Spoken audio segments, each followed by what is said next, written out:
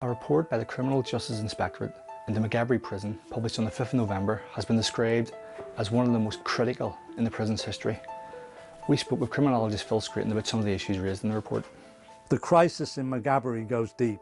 I have never, in all the years that I have worked, seen such a negative report. I have never heard an inspector, whether it was the chief inspector or it was the Northern Ireland inspector, being so I've never heard them being so despairing. To compare the Maghaberry to a Dickensian period, to actually make the statement that that prisoners within that prison are unsafe, is an incredible move in a direction that I've just never experienced.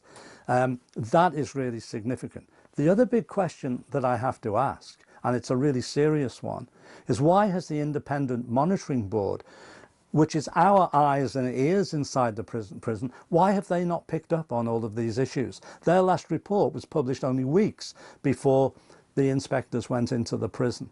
That's not been addressed. So we have to have proper oversight and proper monitoring.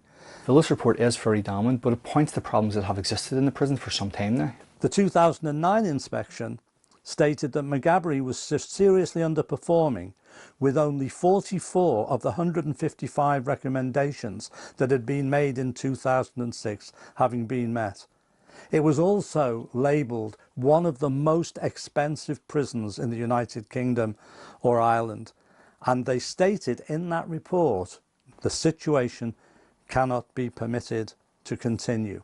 Now, we all know that in 2010 the Hillsborough Agreement brought about the devolution of justice and policing to the Northern Ireland Assembly, and David Ford, immediately in office, he ordered a review of all of the conditions containing the detention, management and oversight of the prisons in the north. The prison review team was set up under Dame Anne Owers.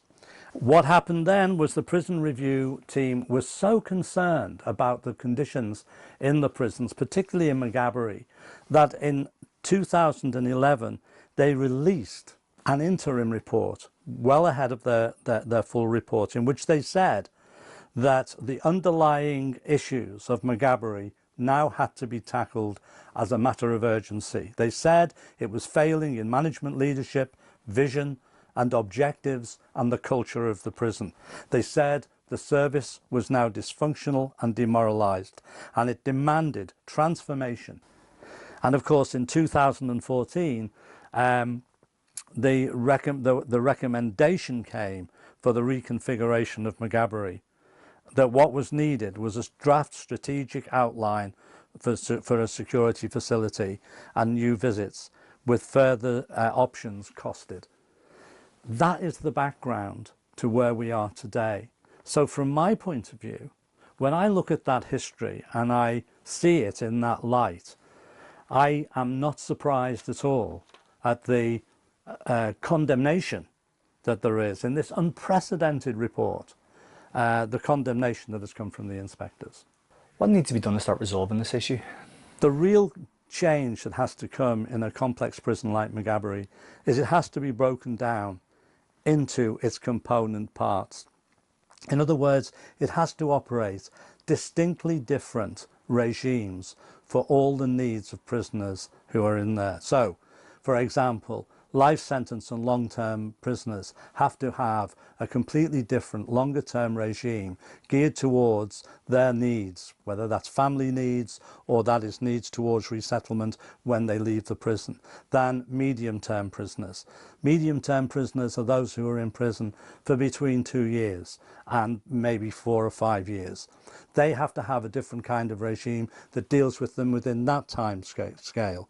And then, of course, remand and short-term prisoners have to have a completely different environment as well. There has to be a change in managerial culture, and there has to be a management fit for purpose. There has to be a change in prisoner officer culture, and that in itself has to have investment in it.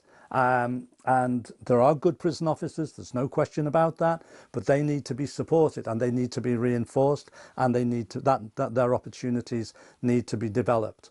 I feel that the time has come for independent research to be done into Maghaberry, which takes evidence from the prisoners in depth, takes evidence from all who work in the prison in depth.